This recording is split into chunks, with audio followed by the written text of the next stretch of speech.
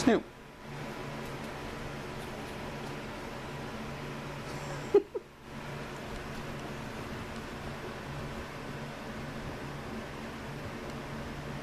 He's shy.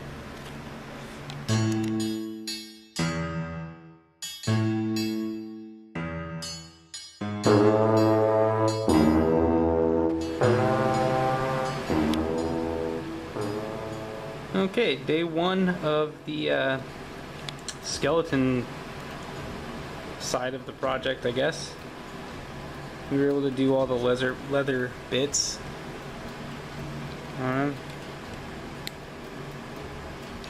Doesn't look like a lot. It really isn't a lot, actually. But with these skeletons, the way that I do them, oops, completely out of frame there, sorry about that. The way that I do them, it's actually a pretty solid portion of them being completed. So the leather is, in my mind, the hardest part to do. So just because it's the most arguably fiddly, so to speak. Just all the straps that you have to pay attention to and try to be sort of clean on. So the next step on these guys is really just to do the shield and spear halves, mostly done in wood or rust. That's going to be a wood one, and then like rust around the edge of it, and then do rust effects on the weapon blades and all the metal portions of the armor, which is mostly just the helms and these giant, is this one of them? Yeah, there we go. This giant like mail, chain mail or scale mail part hanging down, and then the chest plate. So this guy will actually, he's kind of the champion, I guess, of the group, so I give him all the armor. All the armor. It's kind of funny because as skeletons go, that's about as well armored as you get. This dude is almost borderline Graveguard at this point, which is like the elite skeletons, because he's got so much stuff on. But all that stuff, all the metal part is going to be rust. I like it. It's simple. It doesn't have to be terribly complicated looking. And I have, I love the Vallejo rust color. It does a really good job. So, and it's fun to do. And then after that, oh, and this guy, this musician, which is sweet. Whoop. Come on. Where are you? There you go. I love this horn. Giant horn. I love these models so much. I love skeletons. I don't know why. I just love the undead. It's my thing. Oops. Yeah, look at that guy. His nasty, rusted sword. He's ready to go into battle and give some people tetanus. So yeah, all these bits. I might actually do some like, was it Warplock bronze or something on the horn itself, and then the rest of all the metals do rusted, and then on the horn I could do like some nickelite oxide or whatever it is. This stuff.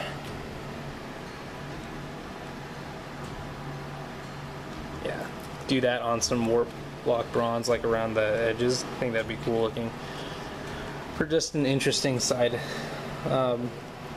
like Easter egg bit.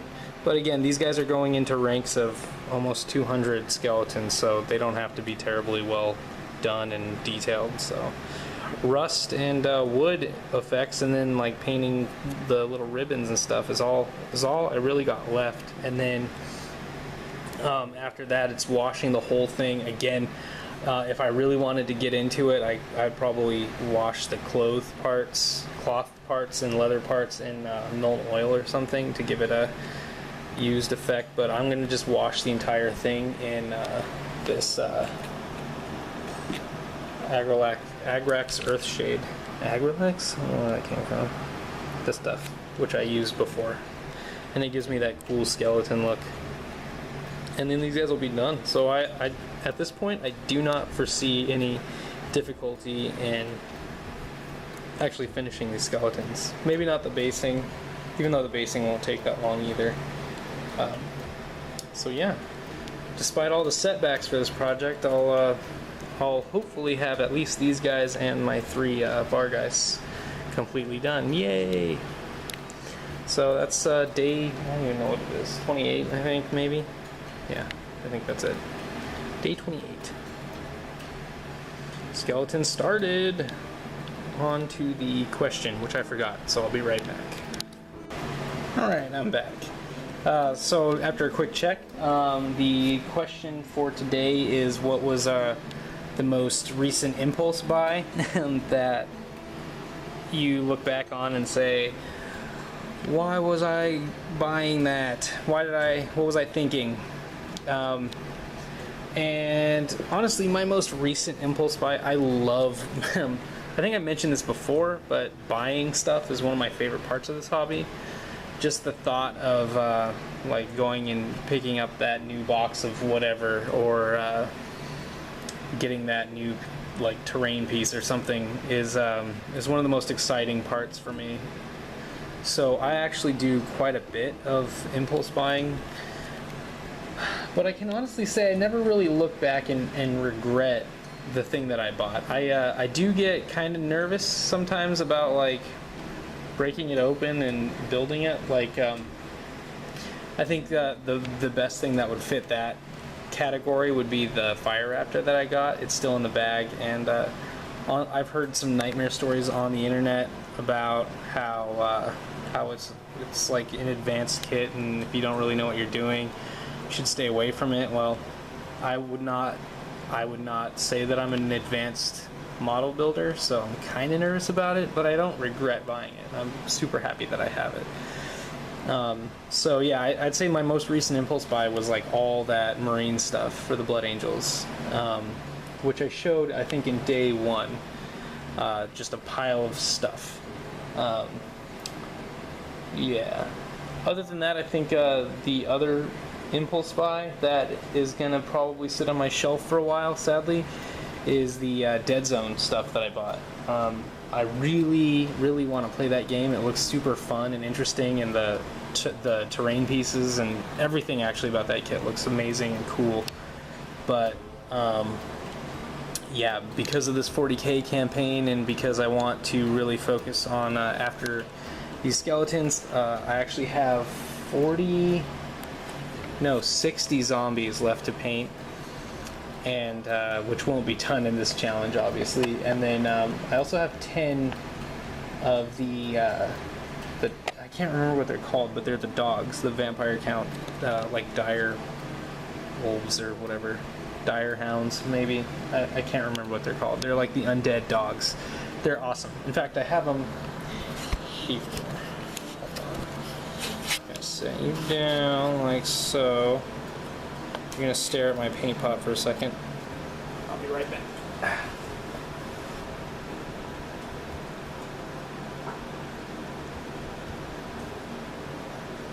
These guys, I just had them on the other side of the room here. Alright, here we go. This box of dogs. Woohoo! Had these guys, I actually got these guys at the same time I got the Vargeist. So I gotta do these guys. They're primed up and built. I got 10 of them. The doggies. The doges. Awesome. I love these things.